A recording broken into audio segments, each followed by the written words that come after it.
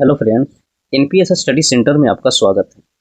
आज हम फिर से एक सेशन का कंटिन्यू करेंगे जो इंजीनियरिंग ड्राइंग चला रहे थे। दोस्त बता देते हैं कि इसका सेकंड क्लास होगा, एक और लास्ट क्लास इसमें होगा जिसमें करीब 225 क्वेश्चन पूरी हो जाएगी इंस्ट्रूमेंट की। इसके बाद नेक्स्ट चैप्टर लेंगे जो चैप्टर वाइज चला रहे हैं। तो चलते हैं, सेशन को स्टार्ट करते हैं। इसका पीडीएफ के लिए बात करिएगा तो पीडीएफ टेलीग्राम चैनल पर प्रोवाइड कर दिया जाता है। टेलीग्राम चैनल से जुड़ जाइएगा, इसका लिंक डिस्क्रिप्शन बॉक्स में दिया हुआ है।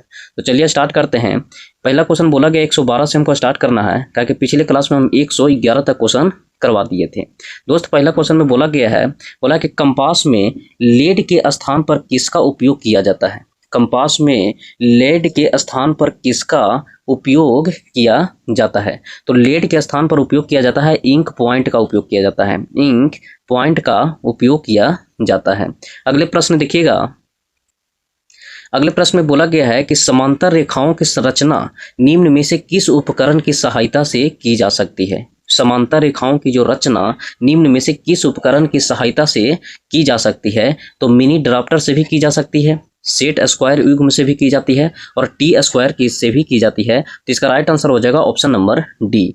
अगले प्रश्न देखिएगा। ड्राइंग बोर्ड की समतलता की जांच की जाती है। जैसे ड्राइंग बोर्ड की जो समतलता होता है वो किससे जांच की जाती है। तो जांच करता है स्ट्रेट एज द्वारा, स्ट्रेट एज के द्वारा जांच की जाती है। अगले प्रश्न देखिएगा। अगले प्रश्न में बोला गया है कि एक ड्राइंग इंस्ट्रूमेंट बॉक्स में निम्न में से कौन सा यंत्र नहीं रहता है। एक ड्राइंग इंस्ट्रूमेंट है जो इसमें कौन सा यंत्र है जो नहीं रहता है। तो वो कंपास रहता है, डिवाइडर भी रहता है, फिर इंकिंग पेन भी रहता है, लेकिन स्केल उसमें नहीं रहता है। तो राइट आंसर हो जाएगा ऑप्शन नंबर बी। अगले प्रश्न देखिएगा। अगले प्रश्न में बोला है कि निम्न में से सबसे मुलायम ग्रेड की पेंसिल कौन सी होती है। तो सबसे मुलायम ग्रेड की पूछा गया है। तो अगर मुलायम ग्रेड का अगर बात करिएगा तो मुलायम ग्रेड का होगा 2B होगा। अगर ऐसे बात करिएगा कि पेंसिल कितने प्रकार के होते हैं तो 18 ग्रेड होते हैं। कितने? तो 18 ग्रेड। लेकिन प्रकार बोलेगा तो 3 प्रकार के पेंसिल होते हैं। तो 18 ग्रेड में अगर बात करिएगा तो 9H से शुरू होता है, 9H, 8H, 7H और इसी तरीका से बढ़ते जब जाता है तो चला जाता है कहाँ? तो 7B तक। यहाँ आता है H, फिर आता है HB और F आता है B आता है। तो मुलायम होता है तो इस तरफ जाइएगा, 7B तरफ जाइएगा तो मुलायम बढ़ता जाता है, मुलायम बढ़ता जाता है। और इस तरफ आइएगा तो कठोरता बढ़ता जाता है। तो ये बताइए कि 2B होगा जो सबसे ज़्यादा मुलायम होगा। ठीक है, 2B के बाद अगर ऑप्शन में 3B रहता तो सबसे ज़्यादा मुलायम होता है। लेकिन सबसे ज़्यादा अगर पूछेगा तो सबसे ज़्यादा मुलायम जो होता है वो 7B होता है। सबसे ज़्यादा कठोर पूछेगा तो 9H होता है। लेकिन ये ऑप्शन के हिसाब से कौन सा हो जाएगा? ऑप्शन से हिसाब से ऑप्शन नंबर ए होगा। अगले प्रश्न देखिएगा। अगले प्रश्न में बोला गया है कि पेंसिल की कई प्रकार उपलब्ध होते हैं जिनमें उपयुक्त प्रकार की पेंसिल की विशिष्ट कार्य करने के लिए चयन किया जाता है। तो अक्षरांकन के लिए पेंसिल का उपयुक्त प्रकार कौन सा होता है। अक्षरांकन के लिए कौन सा पेंसिल का हम उपयोग करते हैं। तो अक्षरांकन के लिए एच प्रकार की पेंसिल का उपयोग करते हैं। अगले प्रश्न देखिएगा। बोला कि पेंसिल की नोक में मुख्य संगठक कौन से होते हैं। पेंसिल के नोक में मुख्य संगठक कौन से होते हैं। तो इसमें ग्रेफाइट और क्ले होता है, ग्रेफाइट और क्ले होता है। बोलेगा कि पेंसिल की नोक, जो पेंसिल का नोक होता है वो उसमें ग्रेफाइट होता है और क्ले होता है। ग्रेफाइट और क्ले होता है, हार्डनेस भी होता है क्ले के कारण। तो उसमें क्या रहता है? ग्रेफाइट और क्ले होता है। अगले प्रश्न देखिएगा। अगले प्रश्न में कहा गया है कि अभियांत्रिक रेखा चित्र में लेड की कठोरता और मुलायम के अनुसार पेंसिल के कई प्रकार होते हैं। तो निम्न में से किस पेंसिल की लेड सबसे कठोर होती है। तो सबसे कठोर में हम बताए थे कि सबसे ज़्यादा कठोर पूछेगा तो 9H मारिएगा और पूछेगा कि सबसे ज़्यादा मुलायम कौन सा होता है तो 7B होता है। पेंसिल कितने प्रकार के होते हैं? 3 प्रकार के होते हैं। और कितने ग्रेड के होते हैं? तो 18 ग्रेड की पेंसिल होते हैं। अगले क्वेश्चन देखिएगा। बोला कि कौन सी पेंसिल है जो सबसे मुलायम ग्रेड की होती है। तो सबसे ज़्यादा मुलायम ग्रेड की कौन सा होता है? तो 7B पेंसिल होता है। अगले प्रश्न देखिएगा। अगले प्रश्न में कहा गया है कि संरचनात्मक रेखा बनाने के लिए किस ग्रेड की पेंसिल का उपयोग किया जाता है। तो संरचनात्मक रेखाएं बनाने के लिए जो पेंसिल यूज होता है वो 2H और 3H पेंसिल का उपयोग करते हैं। 2H और 3H पेंसिल का उपयोग करते हैं। बोलता है कि मध्यम ग्रेड की पेंसिल निम्न में से कौन सा होता है। तो मध्यम ग्रेड की पेंसिल कौन सी होती है? तो 7HB होता है जो मध्यम ग्रेड की पेंसिल होता है। अगर मध्यम ग्रेड का अगर बात करिएगा तो शुरू करिएगा यहाँ से 9H, 8H, 7H, 6H, 5H, 4H, 4H के बाद 3H है, 2H है, फिर H हो गया, फिर यहाँ से HB हो गया, तो HB के बाद यहाँ हो गया कौन सा, तो H हो गया, HB हो गया, HB के बाद F हो गया, फिर B हो गया, फिर 2B हो गया। इसी तरीका से 7B तक जाता है 18 ग्रेड। तो बोलेगा मध्यम कौन सा हो गया, तो मध्यम में देखिएगा 7B होता है जो मध्यम होता है। 4H से ई साइड आइएगा तो हार्डनेस हो जाएगा, और 2B से ई साइड जाइएगा 7B की तरफ जाइएगा तो सॉफ्टनेस हो जाएगा, मुलायम हो, क्या बोलते हैं, मुलायम होगा। लेकिन मीडियम में कौन आता है, तो ये आता है जिसमें सबसे ज़्यादा मध्यम पेंसिल ग्रेड कौन होता है, तो HB पेंसिल मध्यम ग्रेड का होता है। अगले प्रश्न देखिएगा, अगले प्रश्न में बोला गया है कि निम्न में से किस कार्य को करने हेतु सॉफ्ट ग्रेड की पेंसिल का उपयोग किया जाता है। सॉफ्ट ग्रेड की पेंसिल का उपयोग किया जाता है, तो बताइए कि किसके प्रयोग करने के लिए, तो संरचनात्मक रेखाएं बनाने के लिए, संरचनात्मक रेखाएं बनाने के लिए सॉफ्ट ग्रेड की पेंसिल उपयोग करते हैं। और सॉफ्ट ग्रेड में कौन आता है, तो 7B आता है। ठीक है, अगले प्रश्न देखिएगा। अगले प्रश्न में कहा गया है, बोला गया है कि बताइए कि किस पेपर पर बनी ड्राइंग ब्लूप्रिंट कही जाती है। बोला है कि निम्न में से किस पेपर पर बनी ड्राइंग ब्लूप्रिंट कही जाती है, बनी ड्राइंग ब्लूप्रिंट कही जाती है, तो कौन सा होता है, तो अमोनिया पेपर पर किया जाता है, अमोनिया पेपर पर किया जाता है। बोला कि निम्न में से किस पेपर पर बनी ड्राइंग ब्लूप्रिंट कही जाती है, तो अमोनिया पेपर को कही जाती है। किसको, तो अमोनिया पेपर को कही जाती है। अगले प्रश्न देखिएगा, बोला है कि गुणवत्तापूर्ण ड्राइंग शीट का प्रयोग निम्न में से किसके ध्यान में रखकर किया जाता है। गुणवत्तापूर्ण ड्राइंग शीट का प्रयोग निम्न में से किसके ध्यान में रखकर किया जाता है, तो ये बताइए कि साफ सुथरा ड्राइंग भी होना चाहिए और पेंसिल की स्याही की प्रकृति भी अच्छा होना चाहिए। तो ए और बी दोनों को ध्यान में रखते हुए प्रयोग किया जाता है। अगले प्रश्न देखिएगा,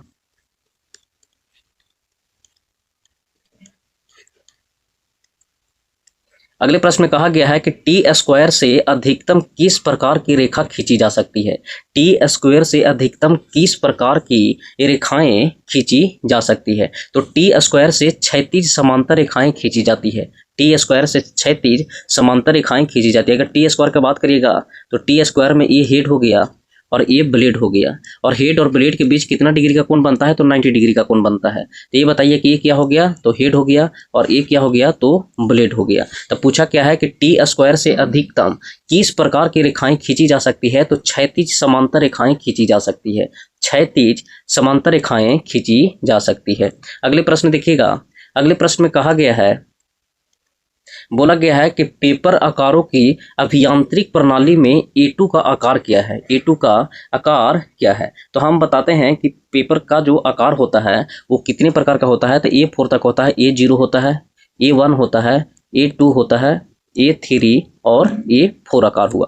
A0 का अगर बात करेगा तो 841 और 1189 याद रखेगा, और 1189 का आधा करिएगा तो कितना आ जाएगा, 594 और 841 हुआ। फिर 841 का आधा करिएगा तो 420, 594 हो गया। पूछा था क्या A2 का, तो इसी तरीके से यहाँ फिर आधा करिएगा और ये फिर यहाँ लिखिएगा, A2 कितना हो जाएगा, 420 और 594 होगा। तो राइट आंसर हो जाएगा option number C, option number C 420, 594 मिमी। अगले प्रश्न देखिएगा, ड्राइंग शीट का सबसे बड़ा आकार बोलेगा, तो ड्राइंग शीट का सबसे बड़ा आकार देखिए 841 और 1189, तो सबसे बड़ा आकार कौन सा हो जाएगा, ऑप्शन नंबर A0 हो गया। लेकिन सबसे छोटा आकार बोलेगा तो सबसे छोटा आकार कौन सा हो जाएगा, तो A5 हो जाएगा। अगले प्रश्न देखिएगा, अगले प्रश्न में कहा गया है कि नीचे दिए गए चित्र में प्रदर्शित टी स्क्वायर के एक्स भाग को क्या नाम दिया गया है। तो ई एक्स जो भाग दिया गया है इसका क्या नाम बोलते हैं, तो इसको हम स्टॉक नाम दिया जाता है। क्या दिया जाता है, स्टॉक नाम दिया जाता है। लेकिन बोलिएगा कि इसको तो हेड कहते थे, तो पूरे लंबाई को अगर बात करेगा तो पूरे लंबाई को हम हेड कहते हैं, पूरे लंबाई को क्या कहते हैं, हेड कहते हैं। और ये पूरे इसका लंबाई को हम क्या कहते हैं, तो इसको इस लंबाई को हम कहते हैं ब्लेड। क्या बोलते हैं, ब्लेड बोलते हैं, ब्लेड बोलते हैं। इसको हम हेड बोलते हैं, गलत है, इसको हम क्या बोलते हैं, तो हेड बोलते हैं। और ये पूरी लंबाई को हम क्या बोलते हैं, तो ब्लेड बोलते हैं। क्या बोलते हैं, तो ब्लेड बोलते हैं। ये पूरी लंबाई ब्लेड हो गया, ये पूरी लंबाई हेड हो गया, और इस भाग को पूछ रहा है तो इसी को हम स्टॉक कहते हैं। तो राइट आंसर हो जाएगा ऑप्शन नंबर बी। अगले प्रश्न देखिएगा, अगले प्रश्न में कहा गया है कि मुक्त हस्त रेखा चित्र के लिए किस प्रकार की ड्राइंग शीट प्रयोग किया जाता है। तो मुक्त हस्त रेखा के लिए बोलेगा कि मुक्त हस्त रेखा के लिए कौन सा चाहिए, तो A4 ड्राइंग चाहिए। कौन सा, तो A4। मुक्त हस्त रेखा चित्र के लिए किस प्रकार की ड्राइंग शीट की जरूरत होती है, तो A4 की जरूरत होती है। अगले देखिएगा, बोला कि A1 द्वारा ट्रिम ड्राइंग शीट का कौन सा आकार होगा। तो ये बताइए कि A1 का अगर पूछेगा तो A1 का हो गया, A0 के बाद A1 आता है। तो A0 को हम बताए थे कि 841 और 1189, और A1 का अगर बात करते हैं तो इसको आधा करेगा तो 594 841, तो 594 841 ऑप्शन नंबर डी है। अगले प्रश्न देखिएगा,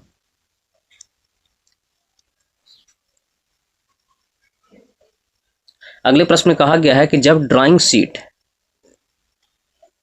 बोला गया है कि जब ड्राइंग शीटों की दोनों माप समान होते हैं तो प्रारूप के दोनों सिरों के लिए अनुपात क्या होता है। बोला है कि जब ड्राइंग शीटों की दोनों माप समान होती है तो प्रारूप दोनों सिरों के लिए कितना अनुपात होता है। तो दोनों सिरों के लिए 1:2 का अनुपात होता है। दोनों सिरों के लिए 1:2 का अनुपात होता है। अगले प्रश्न देखिएगा, बोला कि ड्राइंग बोर्ड बना होता है। तो ड्राइंग बोर्ड होता है जो केले की लकड़ी का भी बना होता है, जैतून की लकड़ी का भी बना होता है, और ओक की लकड़ी का भी बना होता है। तो राइट आंसर हो जाएगा option number D. Option number D इसका राइट आंसर होगा। अगले प्रश्न देखिएगा, अगले प्रश्न में कहा गया है कि सेट स्क्वायर का उपयोग करके कितने गुणांक कोण बनाए जा सकते हैं। तो ये बताइए, सेट स्क्वायर का अगर बात करेगा तो सेट स्क्वायर होता है दो प्रकार का।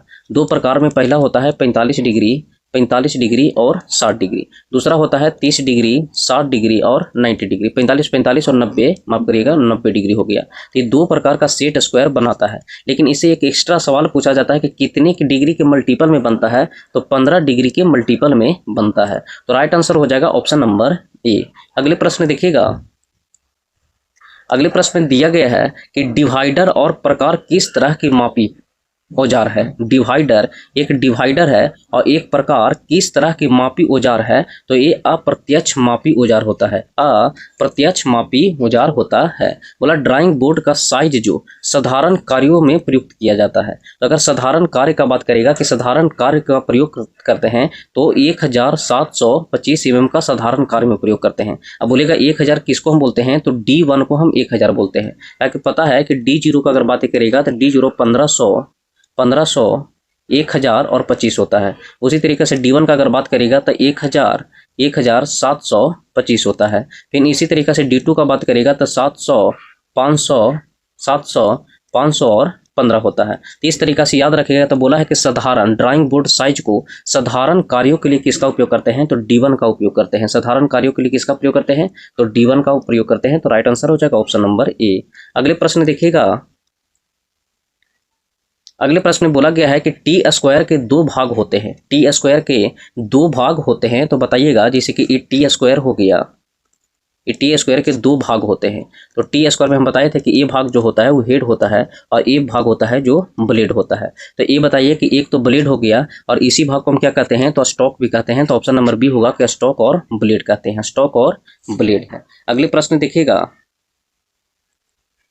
अगले प्रश्न में कहा गया है, बोला गया है कि बड़ी कंपास का प्रयोग हम कितना mm व्यास वृत्त खींचने के लिए करते हैं। तो बड़ी कंपास का जो हम प्रयोग करते हैं 120 mm व्यास खींचने के लिए करते हैं। लेकिन छोटी व्यास का अगर पूछ देगा कि बताइए छोटे व्यास का कितना खींचने के लिए करते हैं, तो 25 mm से 50 mm व्यास तक खींचने के लिए प्रयोग करते हैं। 25 mm से 50 mm तक छोटी कंपास का, लेकिन बड़ी कंपास का 120 mm व्यास की खींचने के लिए प्रयोग करते हैं। अगले प्रश्न देखिएगा, अगले प्रश्न में कहा गया है कि बड़ी कंपास से अधिक बड़े, बोला है कि बड़ी कंपास से अधिक बड़े वृत्त खींचने के लिए किस युक्ति का प्रयोग किया जाता है। समझिएगा, एक बड़ी कंपास है और इससे भी अधिक बड़े वृत्त खींचने के लिए जब हम प्रयोग करते हैं तो इसमें लेंथनिंग बार का उपयोग करते हैं। लेंथनिंग बार का उपयोग करते हैं। जैसे बड़ी कंपास पहले होता है और हम चाहते हैं कि अधिक बड़ा वृत्त खींचना हो तो उसमें एक यूज करते हैं हम लेंथनिंग बार का यूज करते हैं। तो राइट आंसर हो जाएगा ऑप्शन नंबर ए। अगले प्रश्न देखिएगा, अगले प्रश्न में कहा गया है कि बड़े डिवाइडर की दोनों टांगों के ऊपर से क्या जोड़ जोड़ा जाता है। जैसे बड़े डिवाइडर के दोनों टांगों के ऊपर क्या जोड़ा होता है, तो दोनों टांगों के ऊपर क्या जोड़ा जाता है, तो ऊपर जोड़ा जाता है ली जोड़ जोड़ा होता है। क्या जोड़ा जाता है, तो ली जोड़ जोड़ा होता है। अगले प्रश्न देखिएगा, बोला कि सैंड पेपर ब्लॉक का कार्य क्या होता है। सैंड पेपर ब्लॉक का कार्य क्या होता है, तो सैंड पेपर ब्लॉक का कार्य होता है पेंसिल की लीड को तेज करना। पेंसिल की लीड को तेज करना, पेंसिल की लीड को तेज करना किसका काम होता है, तो सैंड पेपर ब्लॉक का कार्य होता है। अगले प्रश्न देखिएगा, इस प्रश्न में देखिएगा बोला गया है कि सैंड, इसका प्रयोग तो हो गया था। अगले प्रश्न में देखिएगा, बोला गया है कि एच ग्रेड की पेंसिल सदैव बी ग्रेड की पेंसिल की अपेक्षा क्या होती है। तो हम बताए थे कि एच ग्रेड की पेंसिल सदैव बी ग्रेड की पेंसिल की अपेक्षा क्या होती है, तो सख्त होती है। या एच ग्रेड की पेंसिल, जैसे एच ग्रेड का है, जो बी ग्रेड की पेंसिल की अपेक्षा क्या होती है, तो सख्त होती है। क्या होती है, तो सख्त होती है, मतलब हार्ड होती है। हम बताए थे भी कि 9H सबसे ज़्यादा हार्डनेस होता है, 7B सबसे ज़्यादा मुलायम होता है। ठीक है, तो बी से इस तरफ जाइएगा, एच की तरफ जाइएगा तो हार्डनेस बढ़ेगा, और एच से इस तरफ आइएगा तो सॉफ्टनेस घटेगा, नहीं बढ़ेगा। तो राइट आंसर हो जाएगा ऑप्शन नंबर ए। अगले प्रश्न देखिएगा, अगले प्रश्न में कहा गया है कि 4H से 9H ग्रेड तक पेंसिल का प्रयोग किस प्रकार रेखाओं में किया जाता है। तो 4H से 9H ग्रेड तक पेंसिल का प्रयोग किस प्रकार में किया जाता है, तो इसका हम करते हैं 4H से 9H है तो हम किस में करते हैं, तो बारीक और हल्के आकार में करते हैं, बारीक और हल्के आकार में करते हैं। समझिएगा, यहाँ जैसे 9H हो गया, इसी तरीका से 8H हो गया, और इसी तरीका से dot dot dot dot 4H तक जाएंगे। तो ये बताइए कि जब इस तरफ जाइएगा तो हार्डनेस बढ़ेगा, और जब हार्डनेस बढ़ता है तो क्या लिखाता है, पतला लिखाता है, और पतले को ही हम क्या बोलते हैं, तो हल्का बोलते हैं, हल्का बोलते हैं। तो उसी को बोला गया है कि जब 4H से 9H ग्रेड तक पेंसिल का प्रयोग करते हैं तो बारीक से हल्का और पतला लिखाता है। अगले प्रश्न में देखिएगा, अगले प्रश्न में बोला गया है कि सेट स्क्वायर 45 डिग्री और कितना डिग्री के कोण पर मान्य होता है। सेट स्क्वायर 45 डिग्री और कितने डिग्री के कोण पर मान्य होता है, तो हम बताए थे कि सेट स्क्वायर है जो दो प्रकार का बनता है। कितना, दो प्रकार का, एक 45 डिग्री बनता है, 45 डिग्री और 90 डिग्री बनता है। एक बनता है 30 डिग्री, 60 डिग्री और 90 डिग्री बनता है। तो ये बताइए 45 डिग्री के साथ कौन सा बनाएगा, तो ये बताइए 120 नहीं बनाएगा, ये भी नहीं बनाएगा। लेकिन 45 डिग्री के साथ कौन सा कॉमन बनता है, तो 90 डिग्री, और 90 डिग्री तो कॉमन हो गया, इसको भी नहीं लेना है। तो इसमें 30 या 60 कोई भी ऑप्शन में रहेगा उसको लेना है। तो सेट स्क्वायर के साथ 45 डिग्री और 60 डिग्री के कोण का कॉम्बिनेशन बनता है, जो दो प्रकार के बनता है, एक 45 और एक 60 का कॉम्बिनेशन बनाता है। अगले प्रश्न देखिएगा, अगले प्रश्न में बोला गया है कि छोटी बो कंपास से कितने mm व्यास खींचा जा सकता है। हम बोल रहे थे कि छोटी बो कंपास से कितना mm तक खींचा जा सकता है, तो छोटी से 25 mm से 50 mm तक खींचा जा सकता है। लेकिन बड़ी कंपास का बोलेगा तो 150 mm का त्रिज्या खींचा जाता है, त्रिज्या खींचा जाता है। और बोलेगा बड़ी कंपास से 120 mm व्यास खींचने के लिए किसका उपयोग करते हैं, तो बड़ी कंपास का उपयोग करते हैं, तो ये होगा। लेकिन छोटी बोला है तो 25 से 50 का रेंज देख लीजिए, तो 25 से 50 का रेंज में कौन सा आता है, तो 40 mm आता है। अगले प्रश्न देखिएगा, अगले प्रश्न में बोला गया है कि बी ग्रेड की पेंसिल का मान्य है, तो बी ग्रेड की पेंसिल तक कहाँ तक मान्य है, तो हम बताए थे कि 7B तक जाता है बी ग्रेड का पेंसिल। 18 प्रकार का ग्रेड होता है, जिसमें 9H से शुरू होता है 8H, और इसी तरीके से डॉट डॉट डॉट डॉट हो गया, 2B हो गया, 3B हो गया, 4B से लेकर 7B तक जाता है। तो कहाँ तक मान्य होता है, तो 7B तक मान्य होता है। अगले प्रश्न देखिएगा, अगले प्रश्न में कहा गया है, बोला गया है कि पेंसिल शॉर्पनर से छीलने के बाद पॉइंट को किससे तेज करना होता है। बोलता है कि पेंसिल को शॉर्पनर से छीलने के बाद पॉइंट को किससे तेज किया जाता है, तो तेज हम करते हैं सैंड पेपर ब्लॉक से। किसे, तो सैंड पेपर ब्लॉक से हम तेज कर देते हैं, सैंड पेपर ब्लॉक से हम पेंसिल को छीलने के बाद सैंड पेपर ब्लॉक से हम तेज करते हैं। अगले प्रश्न देखिएगा, बोला कि एच ग्रेड की पेंसिल निर्धारित होती है, तो एच ग्रेड की पेंसिल कहाँ तक निर्धारित होती है, तो H से 9H तक निर्धारित होती है, H से 9H तक पेंसिल निर्धारित होती है। अगले प्रश्न देखिएगा,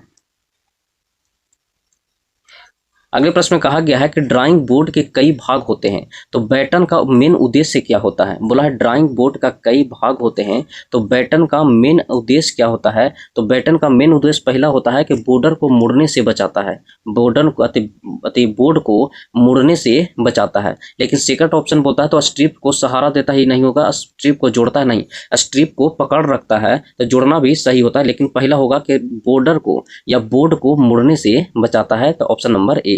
बोला कि ड्राइंग बोर्ड का वह भाग जिस पर टी स्क्वायर स्टॉक स्लाइड करता है। जैसे ड्राइंग बोर्ड का वह भाग बताना है, ये जैसे ड्राइंग बोर्ड हो गया, और ड्राइंग बोर्ड पर हम बोले थे कि बाईं साइड एबोनी लगा हुआ रहता है, और एबोनी पर ही लगाया जाता है किसका, तो टी स्क्वायर को लगाया जाता है, टी स्क्वायर लगाया जाता है। तो वही बोला ड्राइंग बोर्ड का वह भाग जिस पर टी स्क्वायर का स्टॉक स्लाइड होता है उसको हम क्या कहते हैं, तो एबोनी एज कहते हैं। अगले क्वेश्चन देखिएगा। अगले क्वेश्चन में कहा गया है, बोला गया है कि ड्राइंग बोर्ड में प्रयोग होने वाली लकड़ी में कौन सा गुण नहीं होना चाहिए। तो ड्राइंग बोर्ड जो प्रयोग होता है वो लकड़ी, वो नर्म लकड़ी होना चाहिए, सही है। अच्छी तरह से उपचारित होना चाहिए, ये भी सही है। गांठों वाली नर्म लकड़ी होना चाहिए, तो गांठ नहीं होना चाहिए, तो यही राइट आंसर हो जाएगा। और सीजांड होना चाहिए, ये भी सही है। तो गलत ये है कि इसका प्रयोग हम ड्राइंग बोर्ड की लकड़ी में नहीं करते हैं। बोला कि टी स्क्वायर का नाम माप लिया जाता है, टी स्क्वायर का माप कहाँ तक लिया जाता है। तो टी स्क्वायर का जो माप लिया जाता है वो ब्लेड की लंबाई तक लिया जाता है। जितना ब्लेड की लंबाई होता है वो ब्लेड की लंबाई से लिया जाता है, हैंड की लंबाई से नहीं, ब्लेड की लंबाई से लिया जाता है, ब्लेड की लंबाई से लिया जाता है, ब्लेड की लंबाई से लिया जाता है। तो राइट आंसर हो जाएगा ऑप्शन नंबर बी। अगले प्रश्न देखिएगा। अगले प्रश्न में बोला गया है कि टी स्क्वायर का कौन सा भाग है जो ड्राइंग बोर्ड का वर्किंग एज पर स्लाइड करता है। टी स्क्वायर का कौन सा भाग है जो ड्राइंग बोर्ड पर वर्किंग एज का स्लाइड करता है। तो कौन सा वर्किंग एज का स्लाइड करता है, तो एबोनी कार्य करता है। कौन सा, तो सॉरी, टी स्क्वायर का कौन सा, टी स्क्वायर का बोला है, हम तो ड्राइंग बोर्ड का बता दिए। बोलता है टी स्क्वायर का, जैसे ये बताइए, ये टी स्क्वायर हो गया, टी स्क्वायर हो गया। तो बोलता है कि टी स्क्वायर का कौन सा भाग है जो ड्राइंग बोर्ड के वर्किंग एज पर स्लाइड करता है। तो ये हेड काम करता है, कौन करता है, हेड लगाया जाता है, और हेड लगाया जाता है तो हेड है जो स्लाइड का काम करता है। अगले प्रश्न देखिएगा। अगले प्रश्न में कहा गया है कि केवल टी स्क्वायर का उपयोग करते हुए जिस प्रकार की लाइन खींची जा सकती है उनका चयन कीजिए। बोला है कि केवल टी स्क्वायर का प्रयोग करते हुए जिस प्रकार की लाइन खींची जा सकती है उसका चयन करना है। ये बताइए, टी स्क्वायर का सिर्फ प्रयोग करना है, तो पता है कि टी स्क्वायर का प्रयोग करके हम सीधी समांतर रेखा खींच सकते हैं। इसे बताइए कि टी स्क्वायर है, तो टी स्क्वायर से हम क्या खींच सकते हैं, ई टी स्क्वायर से हम समांतर खींच सकते हैं, तो हम कह सकते हैं सीधी और समांतर रेखाएं खींच सकते हैं, सीधी और समांतर रेखाएं खींच सकते हैं। अगले क्वेश्चन देखिएगा। अगले क्वेश्चन में कहा गया है कि टी स्क्वायर के हेड और ब्लेड के वर्किंग एज के बीच कितना डिग्री का कोण बनता है। तो जैसे ये बताइए कि हम बताए थे कि जैसे टी स्क्वायर का अगर बात करिएगा तो टी स्क्वायर के हेड और ब्लेड के बीच कितना डिग्री का कोण बनता है, तो 90 डिग्री का कोण बनता है। तो राइट आंसर हो जाएगा ऑप्शन नंबर डी। अगले प्रश्न देखिएगा। अगले प्रश्न में कहा गया है कि टी स्क्वायर की सहायता से सेट स्क्वायर द्वारा कई प्रकार की लाइनें खींची जाती है। तो सेट स्क्वायर द्वारा खींची जा सकने वाली लाइन की चयन कीजिए। बोला टी स्क्वायर की सहायता से सेट स्क्वायर के द्वारा कई, ये बताइए सेट स्क्वायर दो प्रकार का था, तो टी स्क्वायर जैसे इस तरीका से टी स्क्वायर बनाइएगा, टी स्क्वायर हो गया, और सेट स्क्वायर 45 डिग्री या एक बनाइएगा, जिससे कि इस तरीका से हम एक सेट स्क्वायर बनाते हैं। ये हो गया, ये 90 डिग्री हो गया, यहाँ अगर बात करिएगा तो 60 डिग्री हो गया, और ये जो हो गया बड़ा कोण के सामने, ये बताइए छोटा कोण 60 डिग्री था, ये 30 डिग्री। तो अगर पूछा है कि बताइए खींची जाती है तो सेट स्क्वायर द्वारा खींची जाए लाइन का चयन करना है। बोलता टी स्क्वायर की सहायता से सेट स्क्वायर द्वारा कई प्रकार की लाइनें खींची जाती है, तो सेट स्क्वायर द्वारा खींची जा सकने वाली लाइनें का चयन करना है। ये बताइए, इनमें से हम कह सकते हैं कि क्षैतिज लाइनें खींच सकते हैं, समांतर लाइनें भी खींच सकते हैं, समांतर लाइनें भी खींच सकते हैं। लेकिन ये बताइए कि समांतर लाइनें ये दोनों का प्रयोग करके हम नहीं खींच सकते हैं, और समांतर ही क्या होता है, क्षैतिज होता है जो तल के साथ होता है, तो ये भी नहीं खींच सकते, ये भी नहीं खींचते। लेकिन सिंगल बोलता टी स्क्वायर के माध्यम से तो ये दोनों खींच सकते थे, लेकिन सेट स्क्वायर लगा दिया है तो सेट स्क्वायर जब यहाँ सटेगा तो दोनों के माध्यम से तो समांतर रेखाएं नहीं खींची जा सकती है, लेकिन वर्टिकल लाइन हम खींच सकते हैं, वर्टिकल लाइन हम खींच सकते हैं। तो राइट आंसर हो जाएगा ऑप्शन नंबर बी। अगले प्रश्न देखिएगा। अगले प्रश्न में कहा गया है कि सेट स्क्वायर द्वारा टी स्क्वायर की मदद से डिग्री कोण गुणज लाइन की खींची जा सकती है। जो बोला है कि सेट स्क्वायर के टी स्क्वायर की मदद से कितने डिग्री की गुणज लाइनें खींची जा सकती है? तो हम बताए थे कि 15 डिग्री की गुणज लाइनें खींची जा सकती है। 15 डिग्री की गुणज लाइनें खींची जा सकती है। अगले देखिएगा, प्रोटेक्टर कोण मापने का उद्देश्य होता है। तो हम बताए थे कि प्रोटेक्टर होता है जो डिग्री को मापने का काम करता है। प्रोटेक्टर किसको मापने की करता है? तो डिग्री कोण मापने का कार्य करता है। अगले प्रश्न देखिएगा,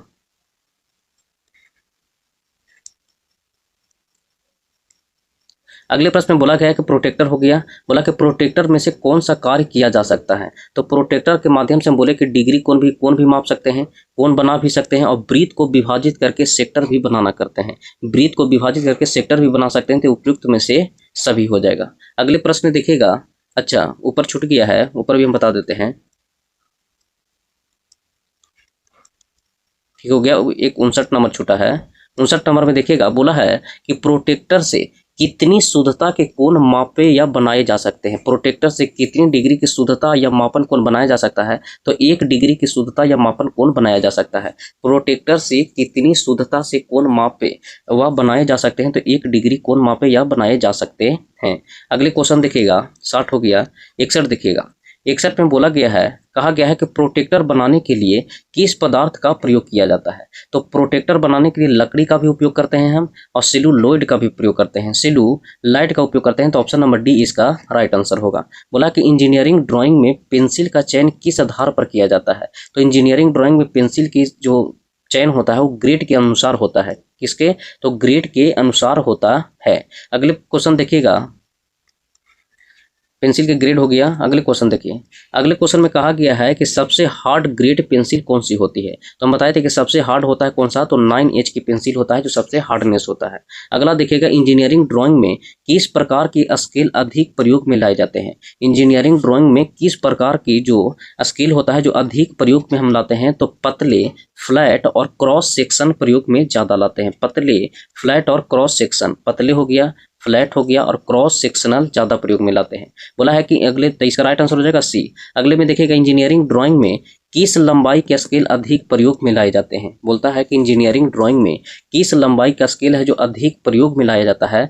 तो एक 150 mm का अधिक में प्रयोग लाते हैं, और एक लाते हैं 300 mm का। तो 150 और 300 mm दोनों का प्रयोग में लाते हैं। तो ऑप्शन नंबर डी इसका राइट आंसर होगा। अगले प्रश्न देखिएगा,